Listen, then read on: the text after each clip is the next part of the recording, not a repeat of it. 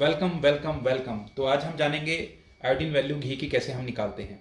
तो iodine value की बात करें तो इसको हम डिफाइन करते हैं। It is define as the grams of iodine absorbed by 100 gram of fat. तो ये आयोडीन वैल्यू की डेफिनेशन है। क्या डेफिनेशन है? Grams of iodine absorbed by 100 gram of fat ही आयोडीन वैल्यू कहलाती है। तो आयोडीन वैल्यू हमें क्या इंडिकेट करता है? जैसे मान लो किसी ऑयल की आयोडीन वैल्यू हमें पता है तो हम उससे ये पता लगा सकते हैं उसमें लगभग कितना अनसेचुरेशन होगा। तो अगर किसी ऑयल की अनसेचुरेशन उसमें ज़्यादा है तो उसकी आयोडीन वैल्यू भी ज़्यादा होगी।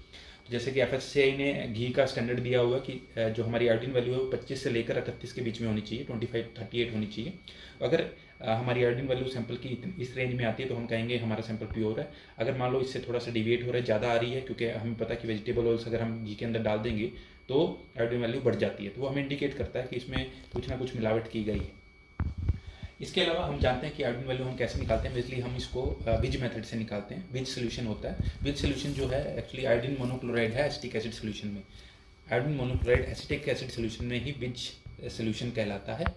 तो अगर हम जानना चाहें इसका क्या प्रिंसिपल है तो हम पहले देखेंगे हम इसमें क्या करते हैं। सबसे पहले हमने iodine excess of iodine monochloride अपने सैंपल में डालते हैं।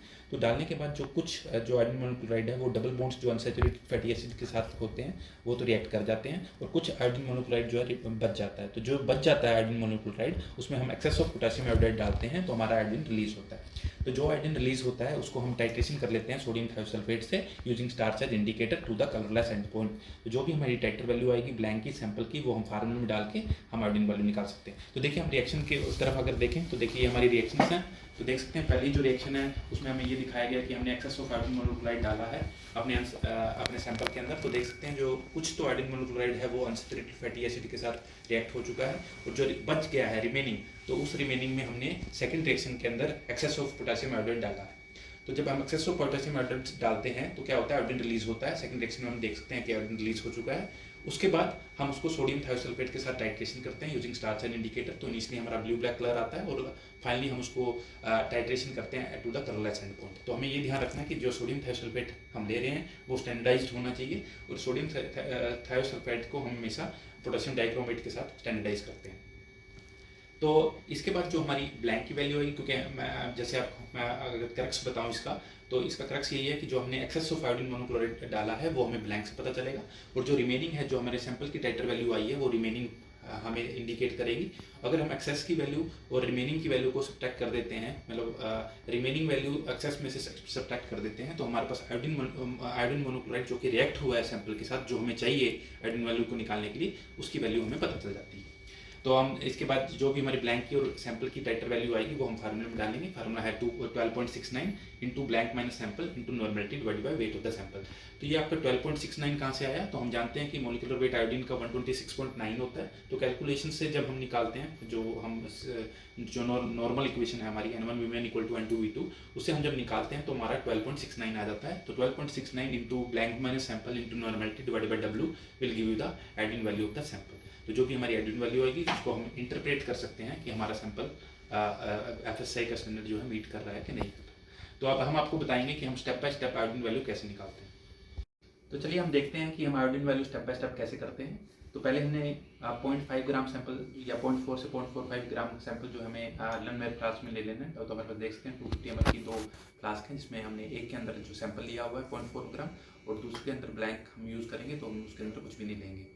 इसके बाद हमें इसमें 15 ml कार्बन टेट्राक्लोराइड डालना होता है। तो देखिए कार्बन टेट्राक्लोराइड है, इसका 15 ml हम मेजरिंग सिलेंडर से लेके दोनों ही कॉनिकल फ्लास्क में डालेंगे। ये कार्बन टेट्राक्लोराइड का क्या पर्पज होता है? ये एक्चुअली सॉल्वेंट का काम कर रहा है जो कि हमारे फैट को डिजोल्व करेगा। ये हम 15 ml जो है कार्बन टेट्राक्लोराइड दोनों ही कॉनिकल फ्लास्क में डाल देंगे।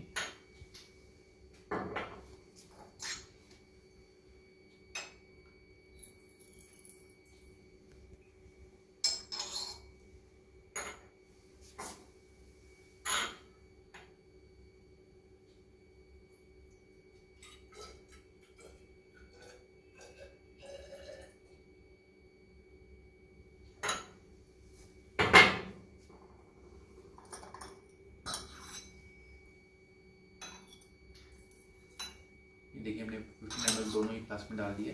इसके बाद हमें 25 ml विज रिएजेंट डालना है दोनों ही फ्लास्क में। तो 25 ml हम विज रिएजेंट डालेंगे। तो विज रिएजेंट जैसे मैंने आपको बताया कि आयोडीन मोनोक्लोराइड इन एसिटिक एसिड सॉल्यूशन ही विज सॉल्यूशन है। तो आपका इसको 25 ml लेना है।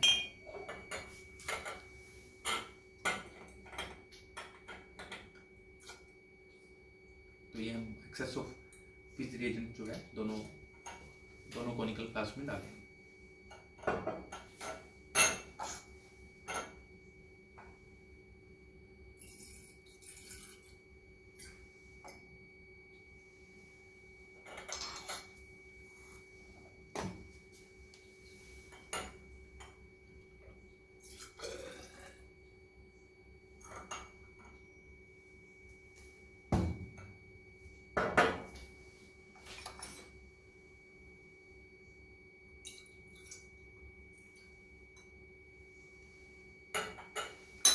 तो अब रिएक्शन को कंप्लीट करने के लिए हम दोनों कॉनिकल फ्लास्क को डार्क में रखेंगे 1 घंटे के लिए।